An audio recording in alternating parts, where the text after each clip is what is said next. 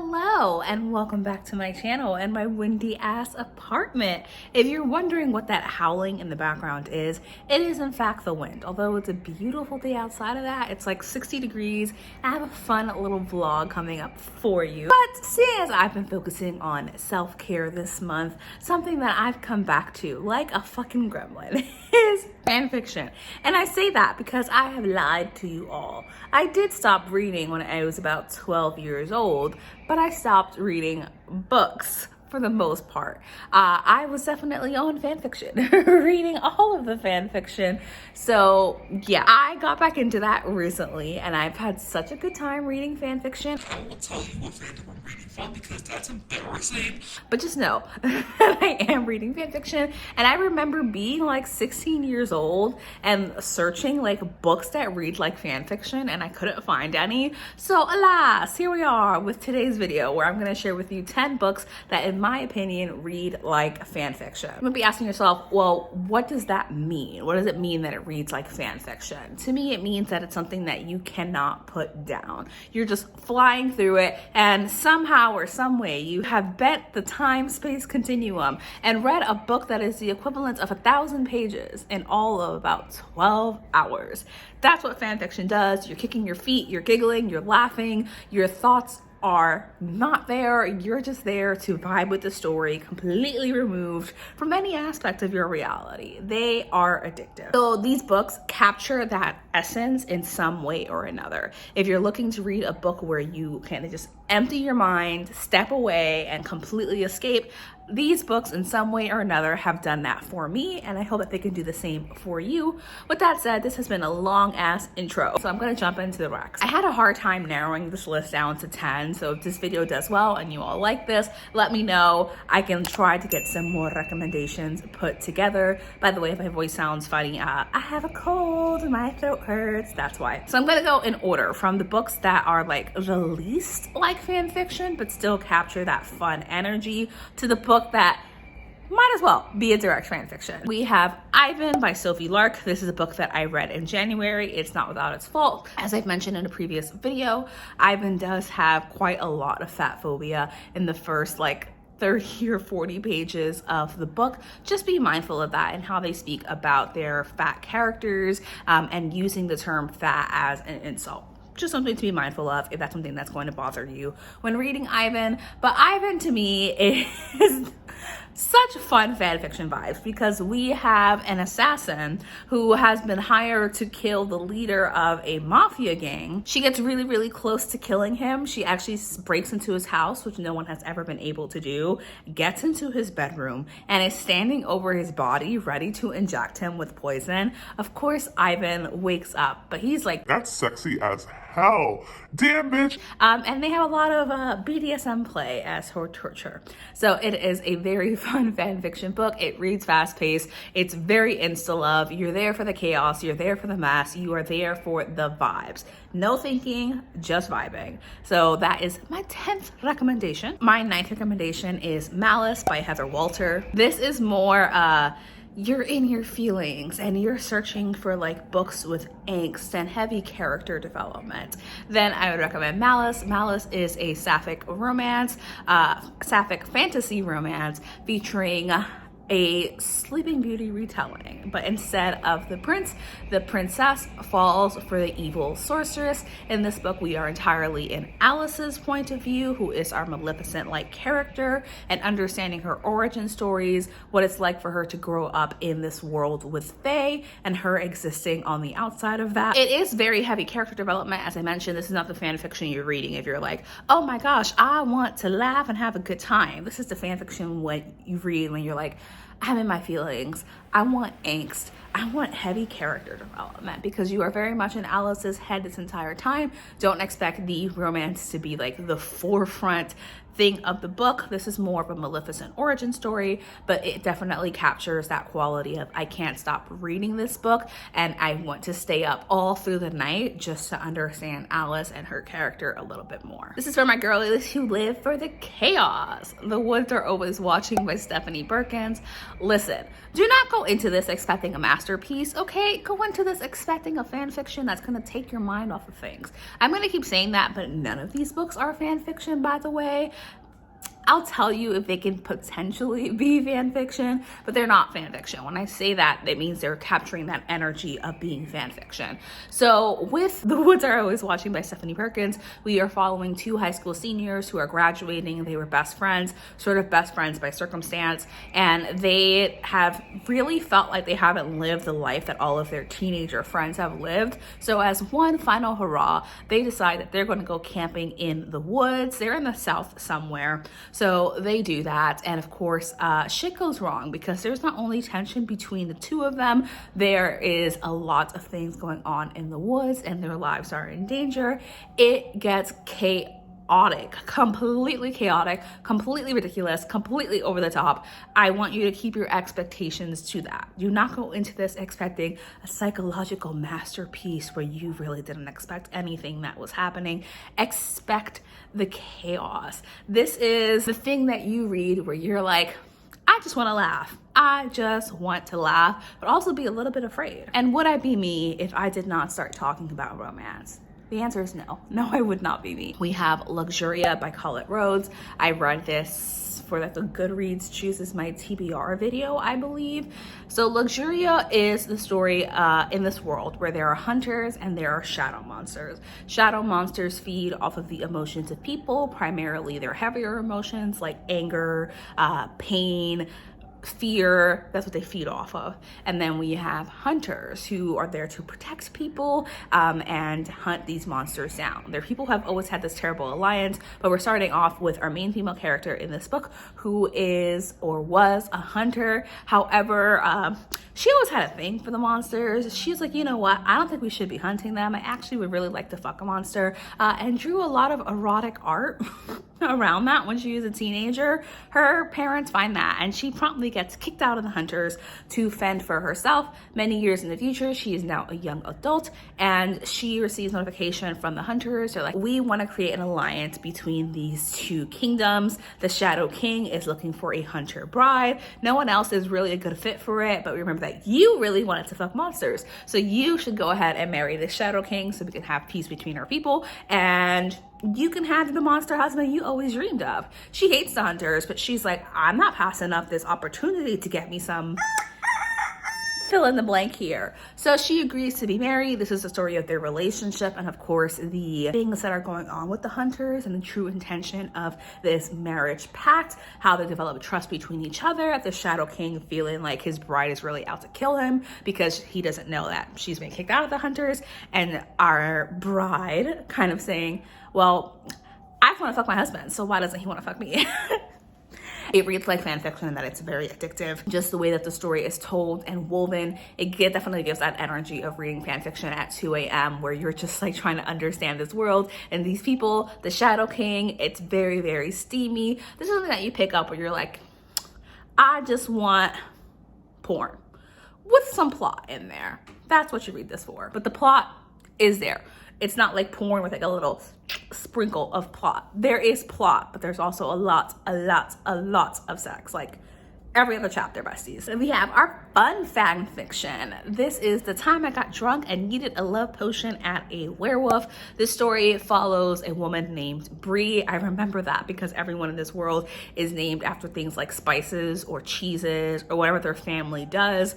So Bree is at the bar with her friends and this farmer dude is hitting on her. And this farmer has been harassing her for months because he's broke as hell essentially and he wants her money. She's like, listen, I'm not fucking interested, so please stop fucking talking to me. Go away.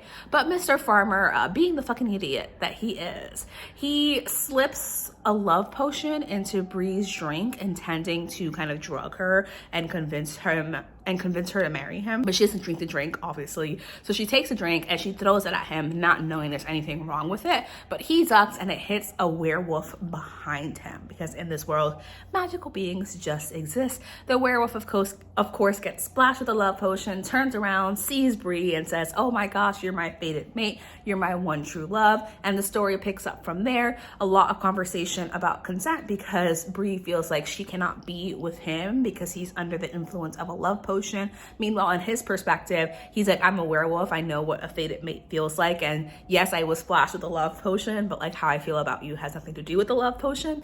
So we're following all of that and this underlying mystery of a bunch of women who are being kidnapped in this village. I would read this if you're looking for like the cozy vibes with the little touches of some M-rated scenes. And if you really just want like fluff, if you are looking for a fluffy, cozy comfort read with a sprinkle of ridiculousness and a sprinkle of spice, then this is a book for you to pick up. What screams fanfiction more than marrying a giant snake? I'm kidding.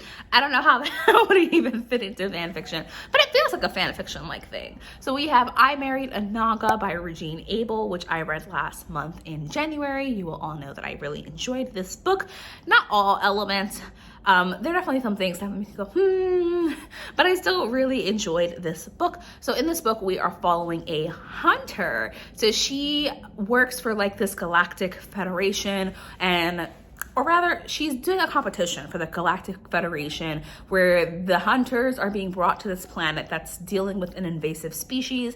And this invasive species is really like completely decimating the entire planet, all the life on it. And there is a group of intelligent beings called the Nagas, snake-like people who live here. And they agree to have these people come to their planet to help tackle this invasive species because they breathe like crazy. So our main female character does this. She's enjoying the hunt and she finds that one of these creatures is chasing after a Naga, like a little child Naga. The little child Naga is in his own territory, which the competition rules state like you cannot cross into Naga territory. But our main character decides that she has to save this child. She can't let this child be eaten. So she crosses over into that territory, saves the little kid, and of course ends up getting in massive trouble with the local community because that is a massive rule that she has broken. But because she broke it for noble reasons, I'm gonna stop rocking this way because you can't see the book. They try to find a loophole. So they say she can do that if she's part of our community. And to be part of our community, she must marry one of our people.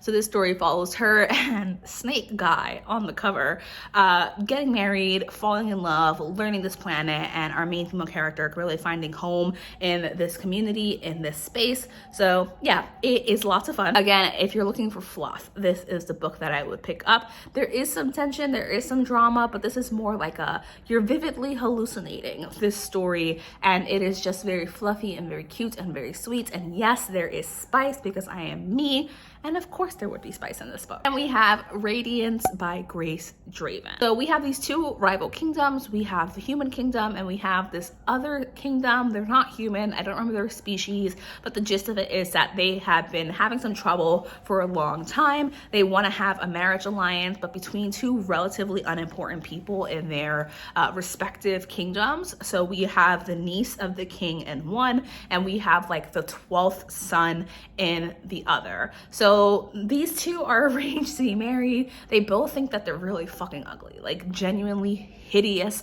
repulsive, and terrifying to look at. But they get married anyway, and this is a story of them becoming friends and then eventually becoming lovers. If you are looking for friends to lover, if you want that beautiful like fantasy setting and you really just want the fluffy, cozy vibes, I recommend picking up Radiance, although I'll warn you, Eidolon is not that. That's a sequel. But Radiance is a very cute and fluffy time, and it does friends to lovers really well. And at the end, I think this would have the soulmates tag on AO3. It's just very cute. Then we have our next book, An Enchantment of Ravens by Margaret Rogerson. This is a book that I read in one sitting. It was really, really fun. Do not compare it to ACOTAR. It's not ACOTAR. Get that thought out of your fucking head. No, it's not. In An Enchantment of Ravens, we're following a painter who lives in a world where fae exist. And fae are a little bit more close to mythology fae in that they're kind of mischievous beings, tricksters, people you really don't want to mess around with, because sure, they can get you what you want, but they're going to do it in a way that essentially traps and binds you to the fae world. So while extremely beautiful, people are also terrified of fae. But we have our painter woman, and she does really fantastic portraits. So fantastic that the fae have heard about it, and to them it's a novelty. So they go to her to have her paint their portraits. So eventually our Lord of the Fall Court, hears about this portrait, he decides that he wants to have a portrait made for himself. So he goes and he gets his portrait made. But lo and behold, our painter woman, don't you wish I remembered their names? So do I. Paints emotion on his face, which is a big no-no. She might as well have slapped him across the face. Like, that is how disrespectful it is, because they do not have human emotions. So he gets the painting in his kingdom. He's insulted. It causes a riot, and he's like, you're coming with me because you have to be punished for doing this. Like, people are going wild. This is a journey story of them kind of going through the woods with these magical creatures, the fake courts themselves, what's going on within the fake courts, and realizing that they are both caught in something that is much, much bigger than either of them. It is a very magical story with a lot of beautiful scenery and imagery.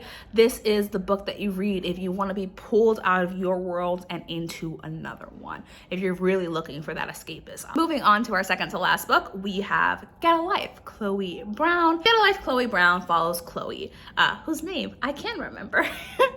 So Chloe is chronically ill. She's dealing with an illness that causes her a lot of pain, and she feels like in many ways that's prevented her from living the life that she wants. She has what she feels is a near-death experience, and that wakes her up to the fact that she's living very safely, and much more safely than she would like to. She would like to go out there and have some adventures and do things that she's always wanted to do, so she creates a list. One of the first things on her list is to move out of her parents' house and to be more independent in her own place. So she gets her own apartment where she runs into Red, who is like the building's superintendent. He's not the landlord. He's there to kind of run things and make sure that everything is going the way that it should be going. These two have a really tense relationship. They don't really like each other, but they're also inexplicably attracted to each other. And through some circumstance, Red decides that he's going to help Chloe with her list. And this is a story of them going through Chloe's list, falling in love, and learning more about each other and their respective lives. This is just addictive. That's all I have to say about it. It reads very quickly. It's very fun. It's very exciting.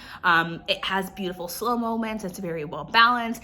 It's the fan fiction that you pick up on a whim, and then you look up when you finish it and you realize the sun is coming up. That's what this book is. And how could I talk to you about books that read like fan fiction without telling you the book that was actually a fan fiction, or that started with an author who started on fan fiction? That's right. We're talking about Ali Hazelwood.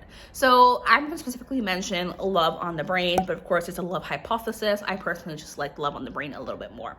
So in Love on the Brain, we are following Bee. Bee works in STEM. She really wants to work at NASA doing brain stuff. She does get the job, but lo and behold, she actually gets the job with someone she used to be rivals with, Levi. Levi used to be her TA when she was getting her PhD or something, and for some reason he thinks that she's really fucking ugly and that he just hates her. But Levi just has terrible communication skills and actually thinks that she's so beautiful that he has a hard time fucking thinking and speaking like a normal person.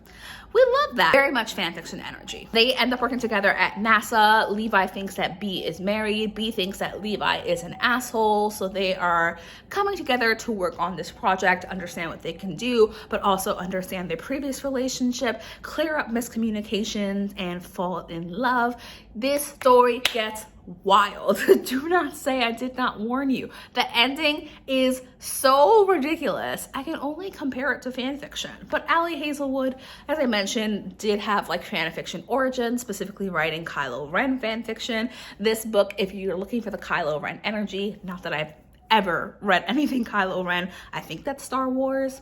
Never seen Star Wars, so not your gal to talk about this. But Love on the Brain is really good, and it does capture that fan fiction energy of being something that is very fun, very addictive, very fast-paced, wild, chaotic, and just something that you read so quickly you don't even realize how much you are reading. And with that said, that does bring us to the end of this video. Thank you so much for watching. I hope that you were able to find some books that read like fan fiction recommendations from this video. If you've read any of these books, or you have an idea of other books that could fall into this category, please do let me know. Subscribe if you would like to, and I will see you in my next video. Bye!